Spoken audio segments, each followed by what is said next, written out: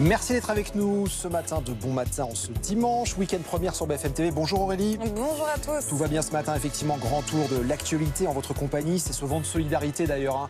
D'abord pour tenter de retrouver Sophie Le Tan en Alsace. Des battues citoyennes ont été organisées, tout le monde s'y est mis. Alors ça n'a rien donné, mais certains ont parlé. Je n'ai pas d'enfant et j'assume. Témoignage tout à l'heure de femmes et de couples qui ne veulent pas forcément de progéniture. Ce sera dans 10 minutes. BFM TV, il est 6h du matin. Bientôt 6h30 sur BFM TV, vous allez entendre dans un instant la colère du cousin de Sophie Le Tan. La jeune femme a disparu il y a 16 jours maintenant. Il ne comprend pas pourquoi le principal suspect, Jean-Marc Reiser, lourd passé judiciaire, n'était plus suivi. Et puis les images impressionnantes de la tempête au Canada, donc ce week-end. Le maire de la ville décrit des quartiers comme une zone de guerre. Les vents très violents ont soufflé près de 250 km/h. 200 000 foyers sont privés d'électricité ce matin. Guillaume, vigilance aujourd'hui dans le Nord. Oui, attention à ce coup de vent, notamment cet après-midi. 6h30 sur BFM TV, 3 jours.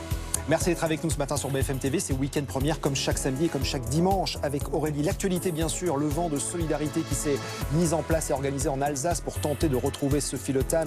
16 jours après sa disparition, des battues citoyennes ont été organisées. Alors tout le monde s'y est mis. Et certains ont parlé même d'ailleurs. Et puis c'est l'automne aujourd'hui, comment on s'habille? Qu'est-ce qu'on met? On ne sait plus quoi ça. On ne sait plus quoi On mettre. sait plus. Dans un quart d'heure, c'est votre week-end. Aujourd'hui, on ne sait plus comment s'habiller. Non, il y a 20 degrés d'écart entre le nord et le sud. Mais en tout cas ici, qu'est-ce qu'on met? C'est votre week-end. Alors s'habiller, c'est une chose, mais alors comment s'habiller? On est content de retrouver le sourire de Mélodie Madar, qu'on connaît bien ici, cofondatrice des Éclaireuses. C'est un blog spécialisé dans la mode. Vous allez tout nous dire, vous êtes venu avec énormément de matériel. Avec plein de choses. Alors nous, on adore le matériel ici, vous allez tout nous raconter. D'abord le sujet de David Dunal et de François Luce. C'est un casse-tête. Alors quel look pour l'automne? Écoutez, on en comprend rien.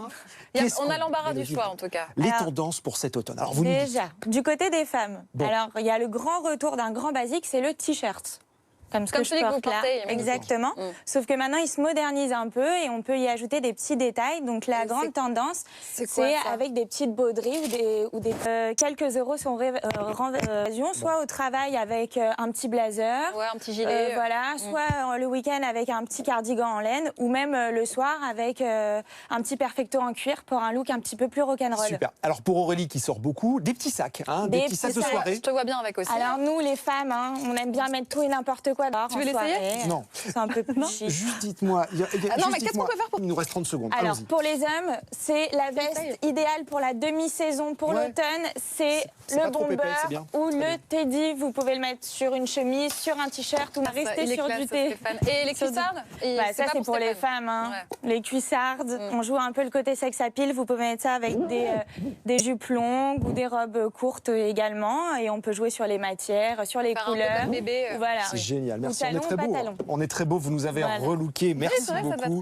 Merci beaucoup. Vous avez été formidable avec tous vos bons conseils pour l'automne. À bientôt. Avec plaisir. À bientôt. Bientôt 7h30 sur BFM TV, un témoignage important ce matin, celui du doyen de la faculté de Strasbourg. Il parle de Jean-Marc Reiser qui étudiait dans sa faculté et le décrit comme un prédateur. Guillaume, hasard ou coïncidence? Je te voyais essayer de faire le grand écart tout à l'heure. Il y arrive? Ouais, je vais pas aller jusqu'au bout parce que je vais me coincer. Quelle souplesse! Alors, donc...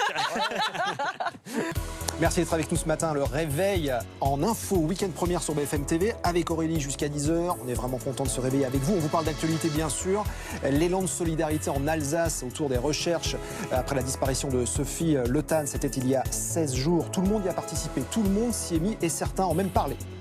Et puis le témoignage du doyen de la faculté de Strasbourg qui décrit vraiment pleinement la personnalité de Jean-Marc Reiser, personnalité inquiétante. Et puis focus première dans 20 minutes maintenant. Comment mieux se sentir au travail? On se sent déjà bien, on voudrait se sentir encore mieux. On va voir ça dans 20 minutes. Bon, on sait où il faut être aujourd'hui. Oui, en tout cas, dans le sud, bien entendu. Aurélie, ce soleil... Merci d'être avec nous ce matin sur BFM TV. C'est week-end première, encore pendant 1 heure avec Aurélie. On va bien sûr vous parler de toute l'actualité et notamment ce vent de solidarité qui s'est mis en place en Alsace autour de la disparition de Sophie Le Tan. Elle n'a pas été retrouvée hier lors des battues citoyennes. Tout le monde s'y est mis et des gens ont parlé. Et puis c'est l'automne, ce 23 septembre. On se demande comment s'habiller. C'est toujours difficile la mi-saison. C'est votre week-end dans 10 minutes. Alors s'habiller, c'est une chose, mais alors comment s'habiller? On est content de retrouver le sourire de Mélodie Madar, qu'on connaît bien ici, cofondatrice des Éclaireuses. C'est un blog spécialisé dans la mode. Vous allez tout nous dire, vous êtes venu avec énormément de matériel. Avec plein de choses. Alors nous, on adore le matériel ici, vous allez tout nous raconter. D'abord le sujet de David Dunal et de François Luce. C'est un casse-tête. Alors, quel look pour l'automne? Écoutez, on en Qu'est-ce qu'on met?